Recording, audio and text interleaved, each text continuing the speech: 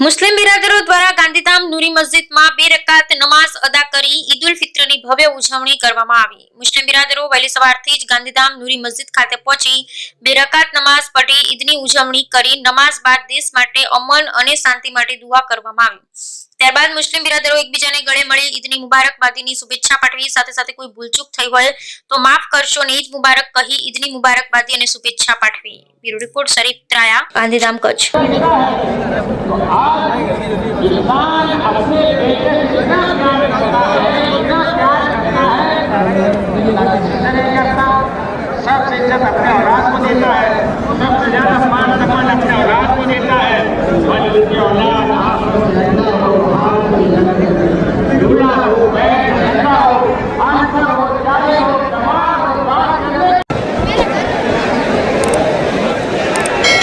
आराम से मुसाफा करें, आराम से मुसाफा करते जाएं।